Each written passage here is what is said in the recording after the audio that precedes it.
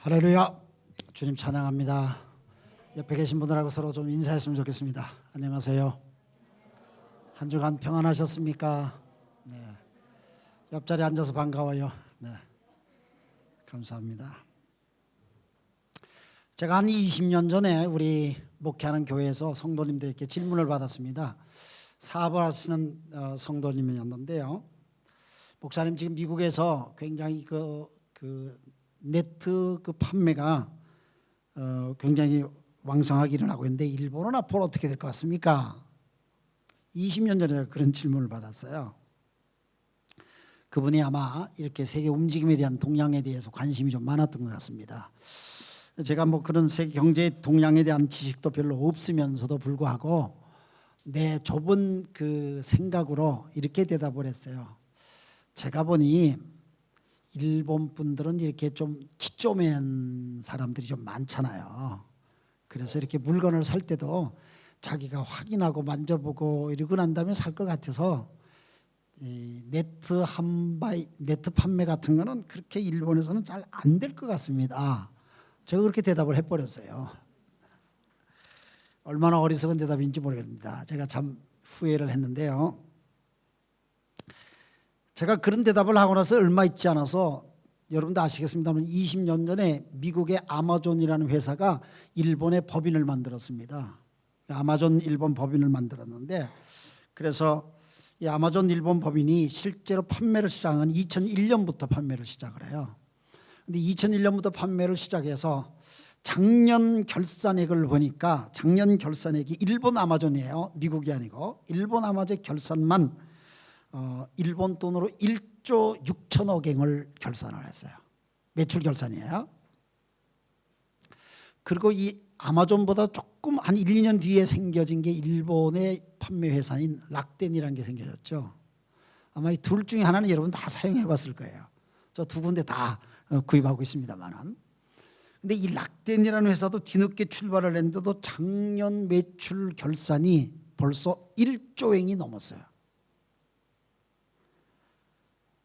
세상이 너무너무 바뀌어진 거예요. 이렇게 세상이 바뀌어질, 이게 유통이잖아요. 유통인데 이 유통이 바뀌어진다는 것은 그 이전에 사람의 생각이 바뀌어졌다는 거예요.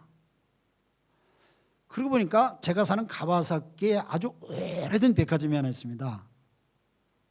뭐 가와사키에 사는 사람 모든 사람이 다 알았던 오래된 백화점 사이카야라고 하는 백화점이 있는데 수년 전에 문을 닫았습니다. 가와사키 제일 1등지에 있습니다. 젊은 분들 너무나 잘 아는 마루이 가와사키점이 수년 전에 똑같은 옆자리에서 문을 닫았습니다. 세상이 엄청나게 바뀌고 있다는 거죠.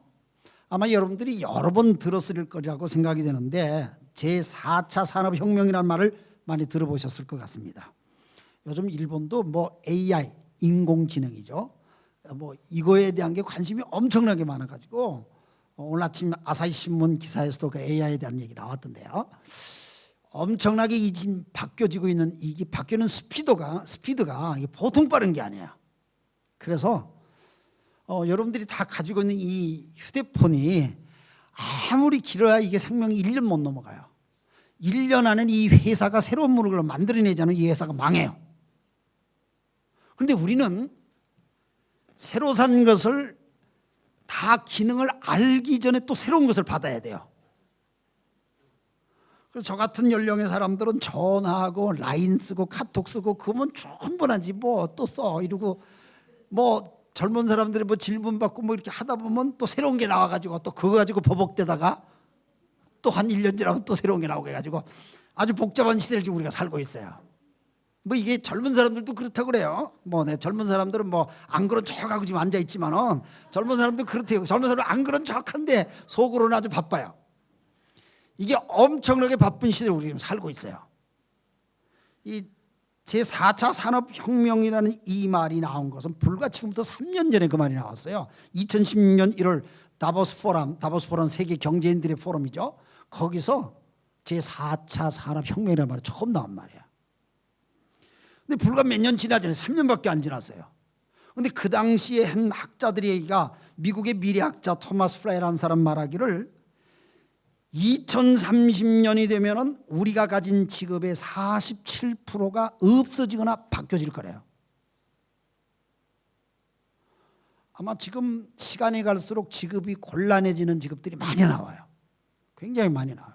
난 깜짝 놀래. 그 중에 하나가 곤란해지는 직업이 의사가 곤란해진대요. 여러분 지금 의사들이 수술하는데 지금 로봇가 수술하는 거 아시죠? 물론 그 로봇을 컨트롤하는 건 의사들이 컨트롤합니다. 그러나 옛날만큼 그렇게 많은 사람이 매일 필요는 없다는 얘기죠. 로봇가 다 해요. 왜? 로봇가 더 정확하니까 사람보다. 이렇게 굉장히 많이 바뀌어지고 있는 거예요. 엄청나게 이게 지금 세상이 바뀌어지고 있어요. 동경올림픽이 내년 여름이잖아요. 1년밖에 안 남았잖아요. 저는 처음에 그게 결정돼서 아직 많이 남았다 싶은데 내가 그때까지 목사를 할까 막 이런 생각도 했거든요. 결정될 때. 근데 아직까지도 목사도 하고 내년까지도 충분히 할 것 같아요.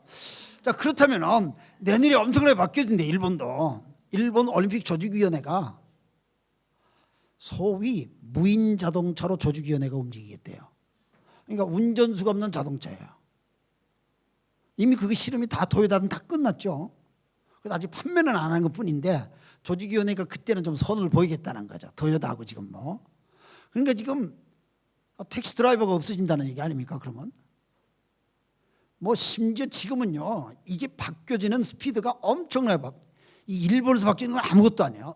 난 중국을 깊이 공부해보지는 않았지만 중국에서 바뀌어지는 것은 상상을 초월하는 게 바뀌어져요. 왜냐하면 중국은 생각해봐요. 옛날에 이게 전화선 깔아가지고 전화가 들어오기도 전에 거기는 휴대폰이 먼저 들어와 버렸어. 전화선 깔 필요가 없어요. 그러니까 그 사람들은 전화선 깔아가지고 전기 줄이 붙어있는 전화기를 써본 적이 없어. 바로 휴대폰을 바로 쓰게 된 거야.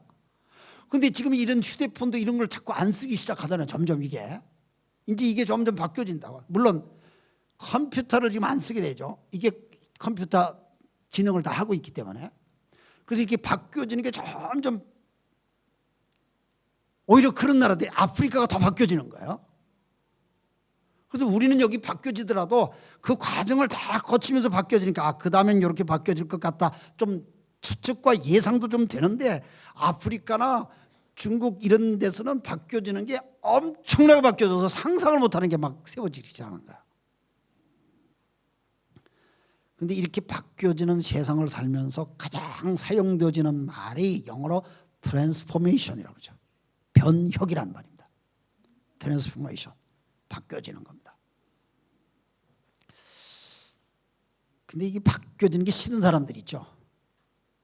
조금 전에 말씀드렸는데 이거 챙기다가 새로운 게 나오면 너무너무 정신없어요. 왜냐면 난 처음에 이게 나왔을 때 선이 없는데 말이 전달되는 걸 보고 너무 신기해가지고 쳐다봤다가 또 쳐다봤다가 막 이러고 말이죠. 막 감동이 됐었어요. 근데 지금은 어떻습니까? 당연한 것으로 쓰잖아요. 당연한 것으로 쓰면서 동시에 우리가 이렇게 바뀌어지는 것에 대해서 못 따라가는데 굉장히 힘들어요. 못 따라가는 데 있어서. 좀 나이 드신 분들은 자식들한테 좀 가르쳐달라면 그것도 모르냐 그러고 또 한마디 들을까 봐 또 물어보지도 못하고 막 고민하는 그런 아줌마 부대들이 많은 걸로 얘기 들었어요.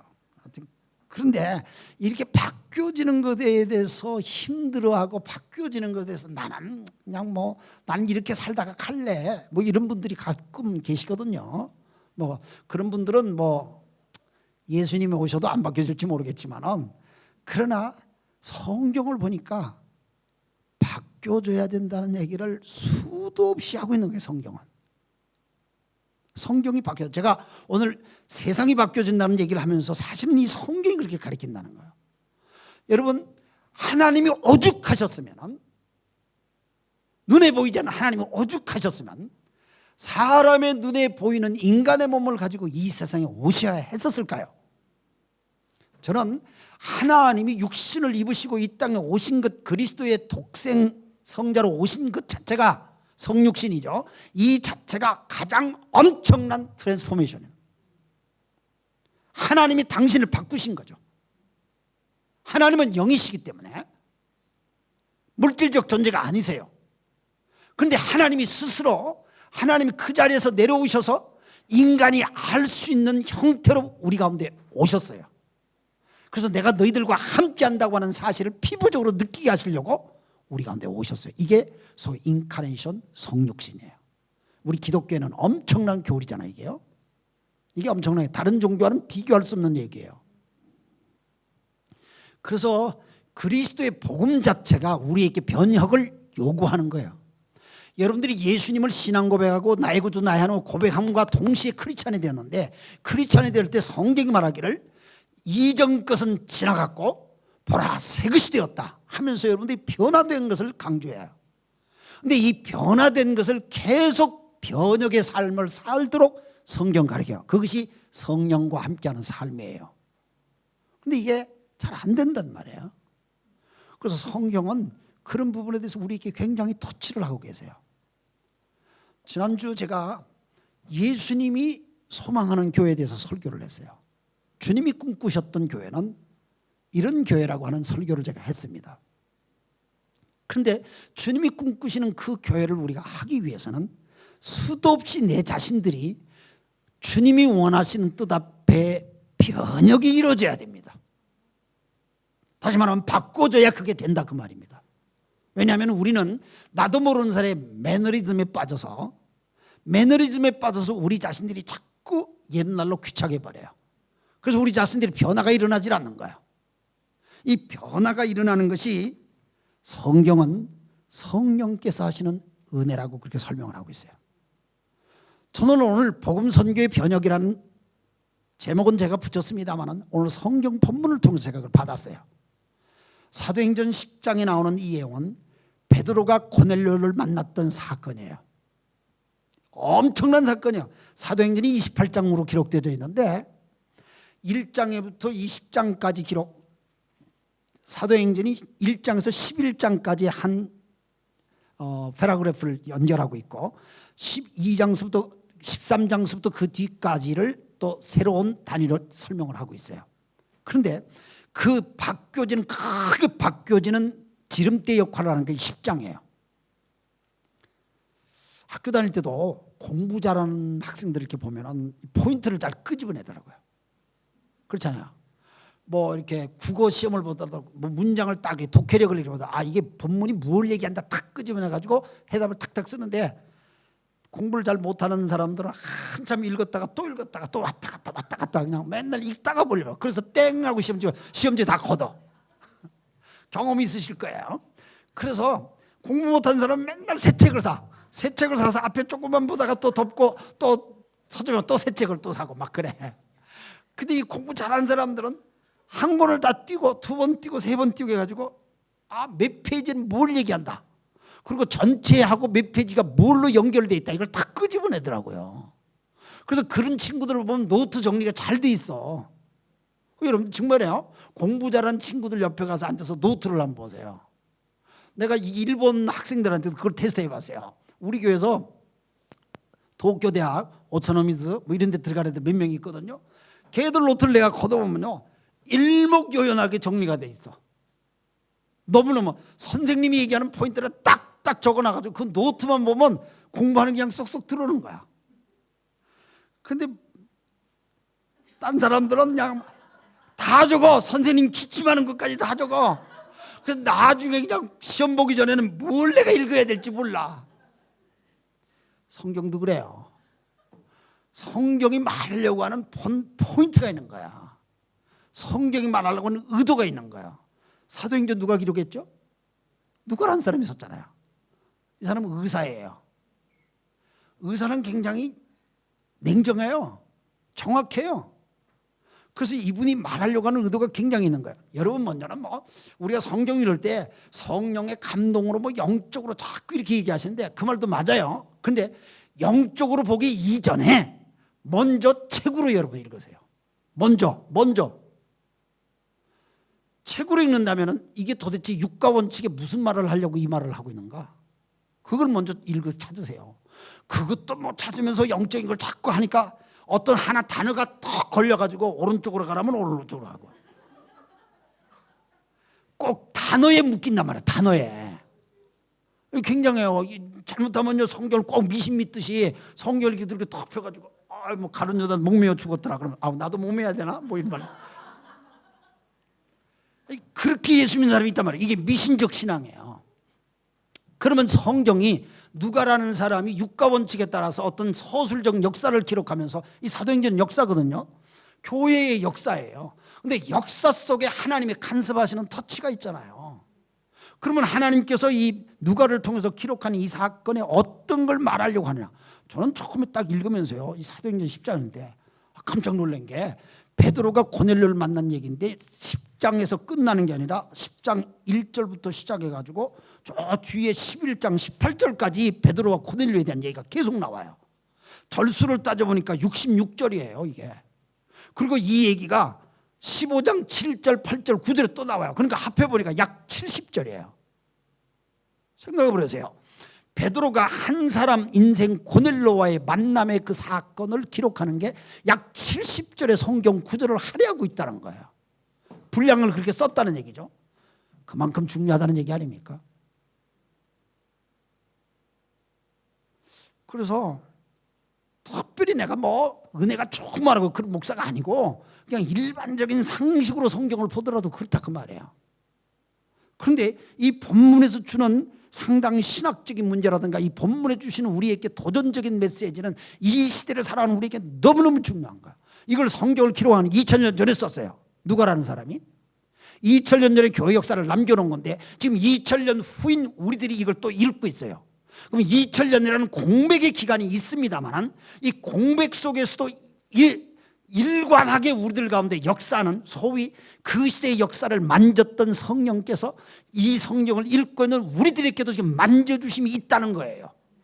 그 만져주심을 오늘 여러분들이 받을 때에 이 본문은 사도행전 10장 2000년 전의 사건으로 끝나지 않고 이게 지금의 내 사건으로 다가와요. 이게 성경을 읽는 자세예요. 그런데 이걸 보니까 전 10장 오늘 제가 10장 뒷부분 44절부터 설교를 하려고 하지만 사실 이 설교를 하기 위해서는 10장 1절부터 알아야 되죠. 이 본문을 이해하기 위해서는 문맥을 아셔야 되니까. 그런데 10장 1절부터 보는데 이 누가라는 사람이 사도행전에서 가이사랴의 고넬료라는 사람을 소개하고 있죠. 고넬료라는 사람을 소개해요. 이 고넬료라는 사람은 이탈리아 부대 로마 군대의 백부장이래요. 그러니까 이 사람은 예루살렘에, 그러니까 이스라엘의 식민지 지배를 하기 위해서 정복군으로 와 있던 사람이라는 말이에요. 그러니까 유대인들이 볼 때는 아주 꼴보기 싫은 사람이죠. 그렇잖아요. 장래 나라를 지배하고 뭐 착취하는 사람이지. 그럼 누가가 이걸 기록할 때 이 고넬료에 대한 편견은 사실 있을 것 같은데 본문에 보니까 편견이 전혀 없는 거예요. 왜? 너무너무 좋게 설명하잖아요. 고넬료는 어떤 사람이요? 1절에서는 그 사람의 신분에 대한 설명을 해요. 백부장이라는 거, 로마 사람, 유대인이 아니라는 걸 설명하죠. 그런데 그 뒤에 그는 경건한 사람이래요. 경건하다는 말은 유대인만 쓰는 말이에요. 이방인들에 대해서 경건한 말을 안 써요. 그런데 이 누가가 그런 표현을 하고 있는 걸 볼 때 저는 깜짝 놀라요. 유대인들의 특징은 자기들이 선택받았다는 프라이드 의식이 굉장히 강해요. 선택받았다는 의식이 굉장히 강해요. 유대인들이 선택 의식이 강하고요. 내가 유럽에서 느끼는 잉글랜드 사람들이 선택 의식이 강하다고 그러고 아시아에서는 한국 사람이 그게 강하대요. 그래서 한국을 옛날에 조선이라고 그러죠. 조선. 영어로 초이슨. 그렇게 해가지고 미국 가니까 그런 얘기를 하더라고요. 자기가 선택받았다고. 조선을 읽으면 초이슨이잖아요. 그래서 한국 사람은 그게 프라이드가 강해돼요. 그냥 막. 그렇잖아요. 프라이드가 강하니까 냉수 마시고도 이빨을 쑤시는 민족이잖아요. 우리는.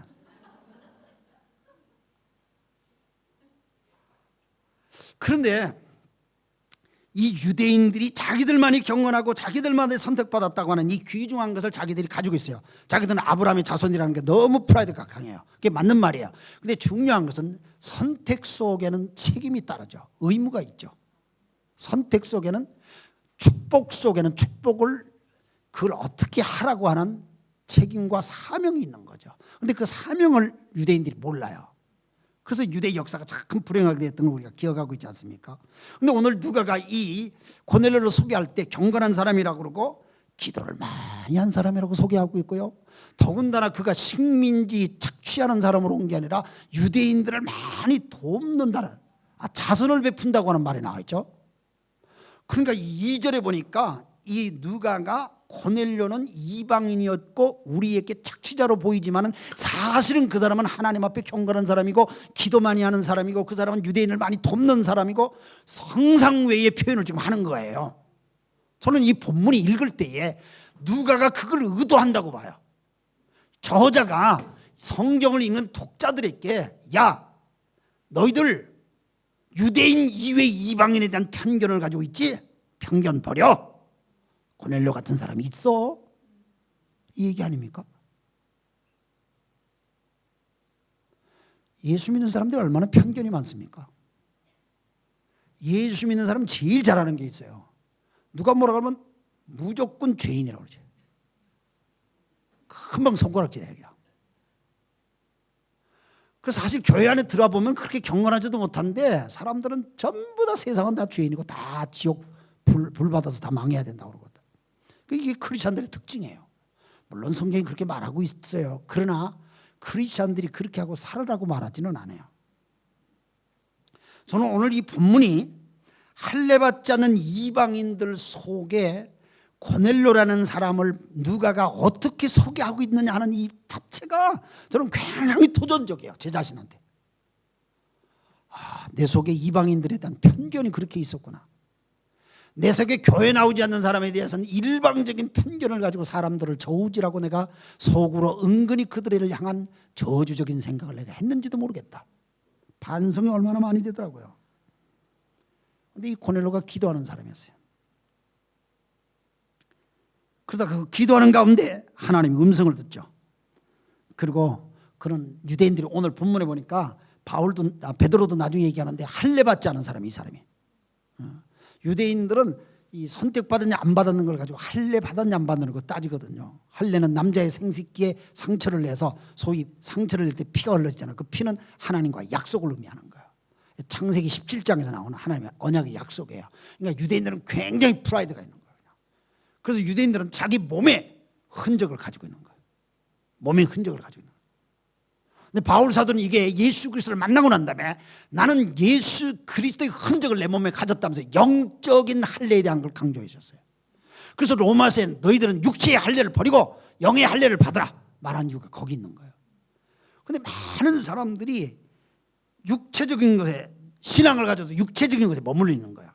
소위 말하자면 옛적 유대적인 모습으로 몰려 있다는 얘기입니다. 그래서 성경은 너희들이 생각하는 그게 전부가 아니다. 그리고 성경을 보니까 성경은 믿는 사람은 하나님 역사하는 게 아니라 믿지 않는 사람 세계에서도 하나님 역사하세요. 엄청나게 역사하세요. 예수님의 족보 속에는 하나님을 몰랐던 여인들이 4명이나 나와요. 그 4명이 다 예수님의 족보 속에 발탁이 되어가지고 하나님 앞에 쓰임을 받는 거예요. 하나님께서 모세만 들어 쓴 게 아니라 사실은 바로왕 에집트의 바로왕에게도 말씀을 하시죠. 사건을 보여주기도 합니다. 그러나 그가 믿지 않았기 때문에 그걸 순종 안 했다는 것뿐이죠. 하나님은 불신자도 간섭하십니다. 그러니까 여러분들이 불신자를 위해서 기도를 해야 하는 이유는 하나님이 그 영혼을 사랑하시고 그들도 간섭하고 있기 때문입니다. 우리는 교회 안에 있는 사람만 특별하다고 자꾸 그 사상에 빠지기 쉬워요. 예루살렘 교회가 핍박이 와가지고 사람들이 막 흩어지죠. 다 도망을 가요. 그때 빌립이라는 사람이 도망을 가다가 막 도망 가운데 성령께서 야, 너 지나가는 저 마차를 좀 가까이 가봐라. 가까이 가봐라. 자꾸 감동을 줘요. 우리 신앙생활 하다 보면 하나님께서 뭔가 마음에 감동을 주실 때가 있어요. 근데 이 감동이라는 걸 잘 못 느끼는 사람이 있어요. 감동이란 못 느끼는, 텔레비 보고 눈물을 흘려도 감동을 못 받는 사람이 있어요. 그렇잖아요. 연속극 보고 그 다음에 어떻게 됐을까 그냥 잠은 못 자면서도 무슨 감동에 대해서는 못 느끼는 사람이 있어요. 웃으신 분들은 경험 있는지. 그런데 여러분, 하나님께서 성령께서 우리에게 감동을 주실 때는 생각 속에 역사하세요. 여러분의 생각 속에. 그래서 똑같은 생각이 자꾸 들 때는 한번 멈춰서 생각을 하세요. 예를 들어서 내가 뭐 이런 기도를 사실 하고 있는데 기도 도중에 이런 게 자꾸 기도 제목이 쑥쑥 들어와요. 쑥쑥 들어와요. 그러면 쑥쑥 들어오는 이 기도 제목을 무시하지 말고 왜 이런 기도가 또 되지? 왜 이런 기도가 또 되지? 하고 생각을 좀 해보라는 얘기죠. 성령께서 그렇게 간섭하는 거야. 많은 사람이 뭐 성령 감동받으면 막 할렐루야고 막 뛰고 말이죠. 막 쓰러지고 막 이래가지고 뭐 그래야 되는 걸로만 생각을 해요. 물론 그런 세계도 있어요. 그런 세계도 있는데 뭐 기회 있으시면 그런 경험도 하세요. 그러나 일상의 삶 속에 성령이 우리를 터치하실 때는 우리의 의식 생각 속에 터치하세요. 여러분 인격적이죠. 사람이 인격이라는 건 생각이 있다는 거예요. 애들도 제일 애들이 먼저 배우는 말이 뭔지 말이죠. 엄마 아빠 이후에 먼저 배우는 말 뭔지 아세요? 일본말은 야다. 그걸 제일 먼저 배워. 그렇죠? 애들 보세요. 조그맣게 말귀도 못 알아듣는 게 야다부터 배워요. 그냥. 자기 의사표시예요. 그게. 생각이 있다는 거예요. 주는 대로 안 먹어. 난 이거 먹고 싶다. 난 절로 가고 싶다. 그래서 자기 의사가 있다는 거예요. 그래서 생각은 자기 의사예요. 생각은 그 사람의 인격이에요. 그래서 성령께서 내 인격을 터치하시는 거예요. 왜? 성령은 사람을 로봇으로 역사하고 싶지 않아요. 사람의 인격을 터치해서 그 인격이 스스로 성령을 따라오시게끔 하려고 해요. 그래서 기도할 때 그런 성령이 터치하는. 그런데 빌립이라서 얘기 돌아가겠습니다. 빌립이 성령이 자꾸 도망가는 중에 그 얘기를 하는 거야. 사람이 도망갈 때 하나님 소리가 들릴 때도 있어요. 일본으로 도망오신 분들도 있을지 몰라요. 도망갈 때 하나님 소리 들는 거야. 그래서 빌립이 그 마차를 가까이 가니까 무슨 소리가 들리는데 성경 읽는 소리가 들리는 거야. 들어보니까 이사야서를 읽고 있는 거야. 그래서 놓고 그래서 당신 그거 읽는 거 뭐 알겠습니까? 그러니까 이디오피아의 아주 높은 고관이 우리 한글 성경에 넷이라고 나와 있는데 여왕을 돕는 자예요. 근데 이 사람이 예루살렘 성지 순례라고 돌아가는 길이었거든요. 근데 이사야 성경을 읽고 있는데 몰랐던 거예요. 그래서 내가 뭐 읽지만 내가 잘 모릅니다. 세상은 그런 사람들이 많아요. 성경이 베스트셀러로서 읽고는 있지만 잘 모르는 사람이 많거든요. 근데 그럴 때 우리들을 사용하세요. 그래서 빌립이 가서 설명을 해주라. 자꾸 성령이 감동 주니까 그 이사야서요. 그거는 사실은 오실 메시아 예수 그리스도를 예언하는 거예요. 하고 설명을 하니까 이 사람들이 확 열리죠. 그래서 이 이디오피아 내시가 나 여기서 진짜 예수님을 그 예수님을 이사야 성경에 예언한 그분을 내가 믿고 싶습니다. 고백을 하고 거기서 세례받잖아요. 이게 성령의 역사예요. 뭐 이런 사건은 성경에 수도 없이 많이 나와요. 사도행전 18장에 보면 바울이 고린도에 가서 전도를 하는데 얼마나 핍박이 많았든지 더 이상 나는 여기서 전도하고 싶지 않다. 바울이 떠나려고 하는데 떠나려고 하는 그 전날 밤에 주의 성령이 말씀하시죠. 바울아 두려워하지 말아라. 너한테 핍박하는 사람이 있지만은 너 몸을 해칠 자는 없을 것이다. 네가 입 다물고 있으면 안 된다. 외쳐라. 내가 너와 함께 할 것이고 이 성중에는 내 백성이 많이 있느니라. 그래서 바울이 그 성령의 소리를 듣고 그 성령의 음성 앞에 눌러앉아서 고린도 전도를 하는 거 아니에요. 그래서 생긴 게 고린도 교회예요. 그러니까 하나님은 간섭하세요. 여러 가지. 저는요 하나님께서 그런 간섭하는 걸 수도 없이 느꼈어요. 그건 간섭하시는 게. 그런데 하나님이 그런 인도하심을 간섭을 결국 크리스찬의 삶은 하나님이 내 인생을 간섭하셔서 나 인생을 끌고 가신다, 이끌어 가신다는 걸 알 때 내가 어떻게 반응하느냐에 따라서 성령 체험이고 내가 어떻게 반응하는 그 열매를 내가 경험하는 것이에요. 근데 그 반응하는 것 자체가 복음 선교의 변혁이라고 말이죠. 내가 나를 바꾸지 않으면 내가 반응이 안 돼. 고넬료가 열심히 기도했어요. 그런데 고넬료가 기도하는 가운데 하나님 음성을 드려요. 욥바로 사람을 보내라는 거예요.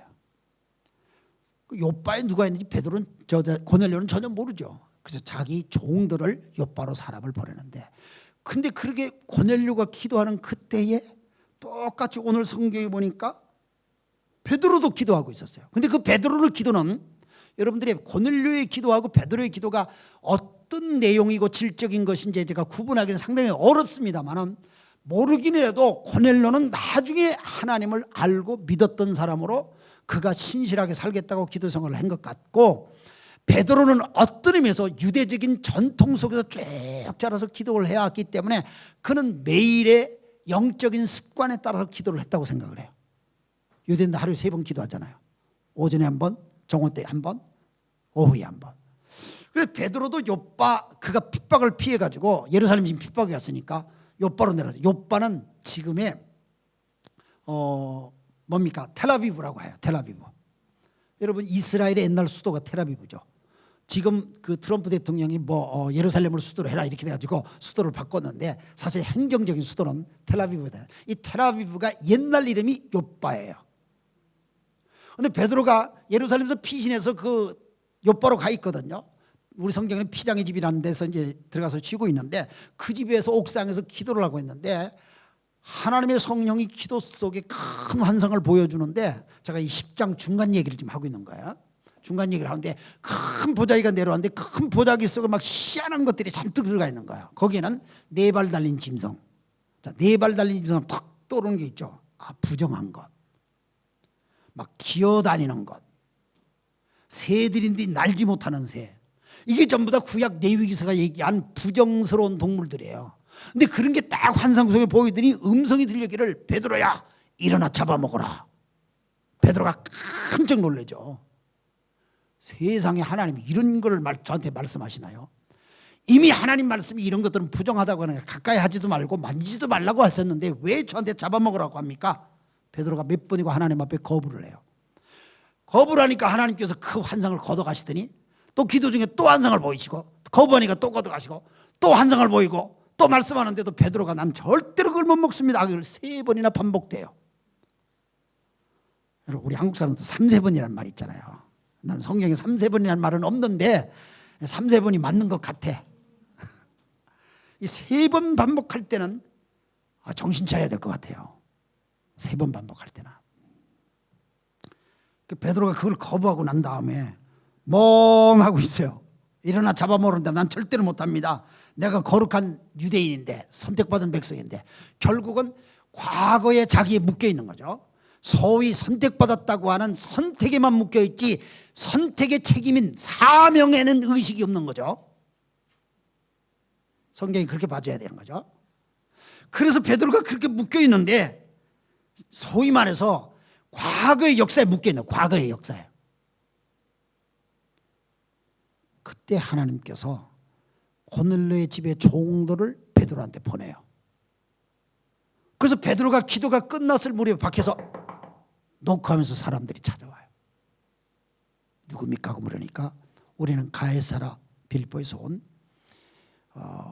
고넬료의 집에서 온 종들입니다. 우리 주인이 베드로 선생님 우리 집에 좀 모시고 오라고 해서 저희들이 찾아왔습니다. 저는 이게 너무 극적인 거야. 어떻게 사람이 이렇게 하기도 쉽지 않잖아요. 근데 세상 사람들 볼 때는 이게 우연이에요. 그런데 하나님은 필연적인 사건을 통해서 역사하시죠. 기도하는 고넬료를 마음을 변혁시켜 가지고 그에게 종들을 욥바로 보내게끔 했고 기도하는 베드로의 환상을 보게 하셔서 이미 사람들이 찾아오기 전에 성령의 말씀을 듣게 해서 마음 준비를 좀 시켜놓으시고 그래서 만나게 해요. 베드로가 깜짝 놀라죠. 아마 모르긴 해도 베드로가 그때 닭살이 올랐을 것 같아. 환상을 보고 음성을 들었는데 내려와 보니까 이방인들이 자기를 데려가겠다고 찾아왔으니까 세상에 이런 일이 있을 수가 있어? 세상에 이런 일이 있을 수가 있어 하고 베드로가 거기서 딱 거절을 못하고 따라가요. 아마 이전에 베드로였으면 거절했을 거예요. 근데 환상을 3번이나 보고 음성을 3번이나 들었으니 거절을 못하고 고넬료의 집을 따라가는데 성령께서 사람을 바꾸시는구나 이걸 느낄 수 있죠. 물론 성령 역사할 때 우리가 순종할 때 그의 역사가 일어나요. 근데 베드로의 순종을 여기 본문에서 저는 보니까 베드로가 아멘 내가 확신합니다 하고 따랐던 게 아니고 베드로는 반신반의한 가운데 따라갔던 것으로 느껴져요. 왜냐하면 베드로가 고넬료의 집을 찾아갔을 때 깜짝 놀라요. 사람들이 다 모여가지고 집안 식구들이 다 앉아서 막 말씀 듣겠다고 앉아있으니까 너무너무 놀랍잖아요. 감사하기도 하면서 그냥 깜짝 놀라잖아요. 집안에 애들까지도 다 모아가지고 무슨 말씀이든지 말씀해 주세요 하고 기다리고 있으니까 베드로가 너무 놀랐잖아요. 그래서 할례받지 않은 이방인 집에 가서 내가 이걸 정말 이렇게 설교를 내가 해드릴까 말씀을 전해도 될까. 베드로의 속에는 많이 그런 뭐라고 그럴까요? 번민은 아니지만은 좀 두려움과 뭐 그런 것도 없지 않아 좀 있었으리라고 생각해요. 그래서 10장 28절에 보면 베드로가 약간 변명의 말을 약간 해요. 무슨 말을 한 거예요? 10장 28절 보니까 그들에게 말하기를 유대 사람으로서 이방 사람들과 사귀거나 가까이 하는 일이 불법이라는 것을 여러분도 아시죠? 지금 베드로가 지금 이방인 집에 왔잖아요. 그러니까 자기 변명을 좀 하는 거예요. 옛날 같으면은 일상적인 유대인의 시선을 가지고 내가 이 집에 들어갈까 말까. 누가 보면 어떡하지? 우리 베드로 선생님 그냥 거기 가더니 그냥 술집에 들어갔네. 예를 들면은 내가 시부에 왔는데 가와사키 조 목사님 시부에 가더니 막 이상한 데 왔다 갔다 하더라. 이럴 수 있잖아요. 지금 그럴 형편인 것 같아 베드로가. 그러니까 거기 고넬료에 모인 사람들한테, 고넬료 집안 사람들한테 야, 보통 유대인이라면 이방 사람들하고 사귀거나 가까이 이렇게 식사를 하거나 이게 다 불법이라는 걸 여러분들 알지 않습니까? 쉽게 말하면 베드로가 아직도 좀 변명스러운 말을 하면서 얘기를 시작을 해요. 그 뒤에 28절 보니까 그런데 하나님께서 나에게 사람을 속되다 하거나 부정하다고 말하지 말라고 하나님이 나한테 성령으로 지시해 주셔서 내가 이렇게 왔습니다. 베드로가 지금 얘기를 하는 거예요. 그래서 저는 이 베드로가 어느 날 한순간에 확 뒤집어져서 바뀌어진 게 아니고 베드로의 마음이 지금 서서히 바뀌어지고 있는 걸 느껴요. 그래서 교회 안에 어떤 사람이 하루아침에 확 뒤집어지는 사람도 있어요. 서서히 바뀌어지는 사람도 있다는 거예요. 다 이해하셔야 돼요. 저희 가와사키에는 야쿠자가 크리스찬이 된 사람이 있어요. 지금도 야쿠자가 나오는 사람도 있어요. 아직도 야쿠자를 하고 있으면서 나와요. 그래서 내가 괜찮다고 그랬어요. 그냥 얼마 전에 가와사키 코리안 클럽에서 어쩌고저쩌고 나왔잖아요. 그거 다 관계 있는 사람들이에요. 나하고 관계 있는 사람들. 그런데 하나님은 어느 날 야쿠자에게 막 하늘에 불이 떨어져서 확 바꾸기도 해요. 그런데 어떤 데는 천천히 그 사람을 바꾸게 돼요. 천천히 바꾸게 돼요. 그래서 하나님의 역사하심이 틀려요. 그래서 교회에서 자꾸 내 잣대를 가지고 사람을 평가하지 말라는 얘기예요. 내 눈을 가지고 너는 이래야 돼, 넌 이래야 돼, 우리 교회는 이래, 이렇게 하지 말라는 거야. 왜? 하나님의 성령의 역사하심은 굉장히 폭이 넓고 깊이가 깊고 높이가 높아요. 어떻게 우리의 머리로 그걸 다 측정하고 우리가 결론을 내릴 수 있겠어요? 하나님의 역사하심은 아주 놀랐거든요. 그래서 베드로가 이 집에 가서 그냥 설교를 하잖아요. 고넬료 집에 가서. 그랬더니 막 쉽게 하면 설교를 하는데 모든 앉아있는 집안 식구들이 전부 다 막 아멘하면 그 사람들은 성경책도 없어요. 말씀을 들어본 적도 없어요. 그런데 하나님 말씀 전하니까 막 쏙쏙 들어가면서 아멘하는 거야. 그러니까 설교하는 베드로가 막 설교를 하면서 놀라는 거예요. 그냥. 정말 그래요.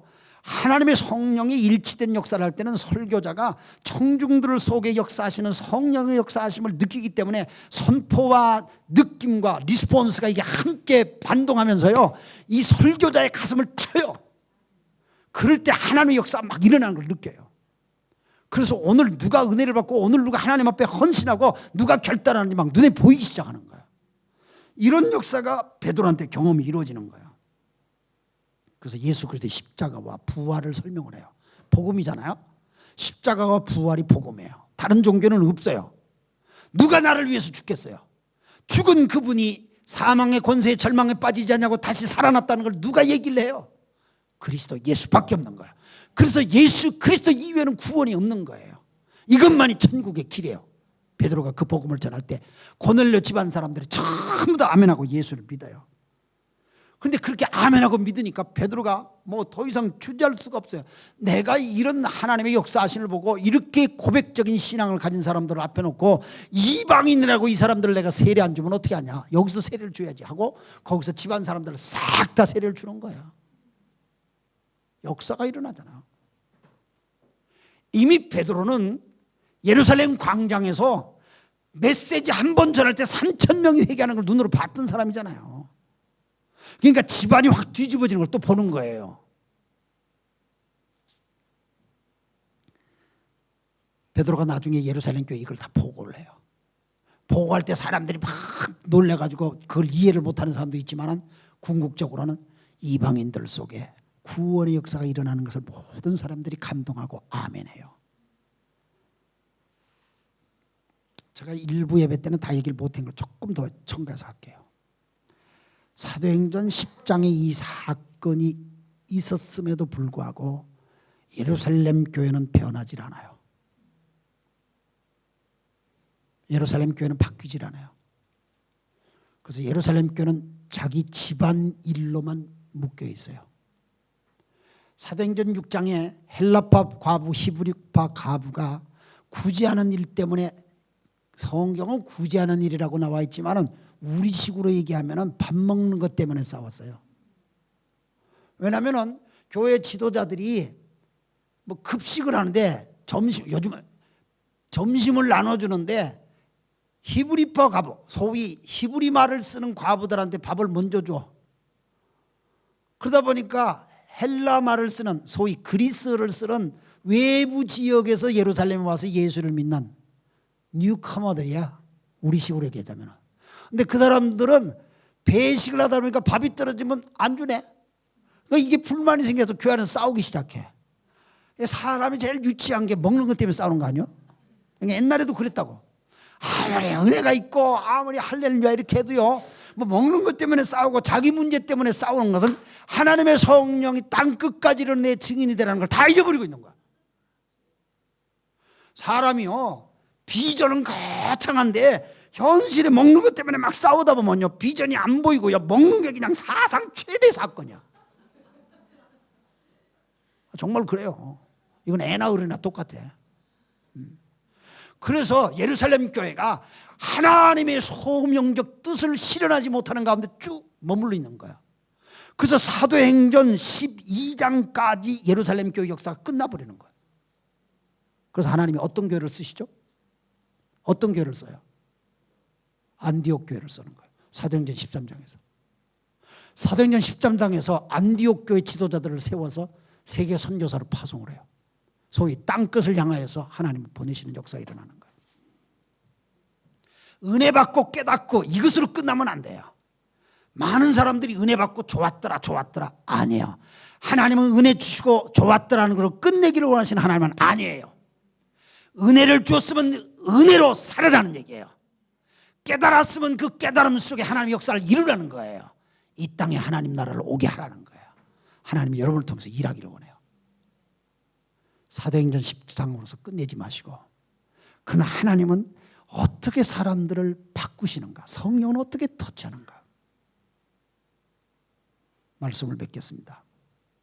하나님은 지금도 성령을 통해서 여러분을 만지십니다. 분명히 만지십니다.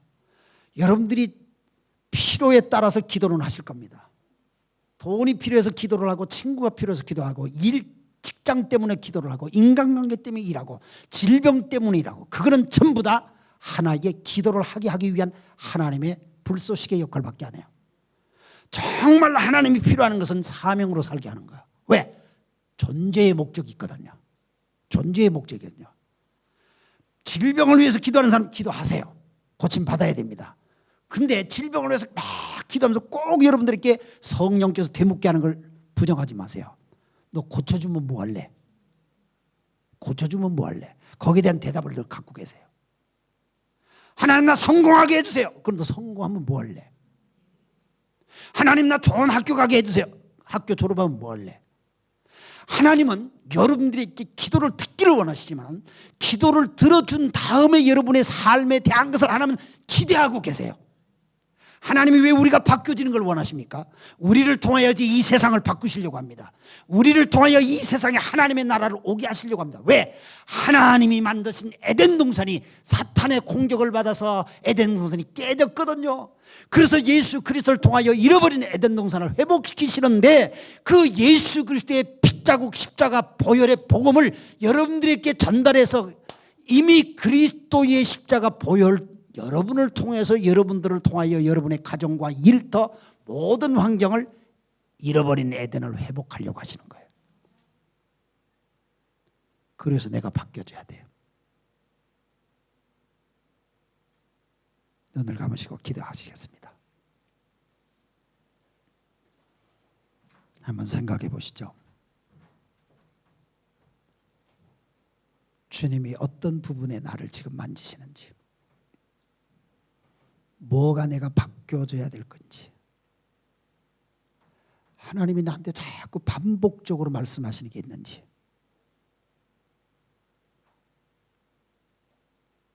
주님, 여러분들이 주님이 반복적으로 말씀하시는데도 못 들은 채 하고 있지 않습니까? 못 들은 채 하고 있는 게 혹시 없습니까? 내려놓으세요. 근데 주님이 일하세요. 베드로처럼 100% 확신이 안 들더라도 순종하고 따라가 보세요. 그러면 하나님이 역사하세요. 성령께서 여러분들을 만져주시고 여러분의 환경을 바꾸시고 여러분의 가정까지도. 근데 가정과 환경을 바꾸기 이전에 여러분의 의식과 마음이 바뀌어져야 되는 거예요. 성령이 타치하실 때 이제 사도행전 말씀을 통하여서 받은 메시지를 가슴에 품고 한번 기도해 보세요. 옆에 사람 의식하지 마세요. 주님만 의식하세요. 내가 어떤 부분에 변혁이 일어나야 되는지, 하나님의 복음으로 살기 위해서, 하나님의 뜻대로 살기 위해서 어떤 부분에 내가 변혁이 일어나야 될지. 소리내서 기도해도 좋고 묵상 기도해도 좋고 전혀 괜찮아요. 하나님 앞에 솔직하고 진실한 기도만 하세요. 그게 가슴 아픈 일이라도, 그게 힘든 부분이라도 솔직하세요. 이 시간은 한 2분 정도 우리 기도하는 시간 갖겠습니다. 다 같이 기도하겠습니다.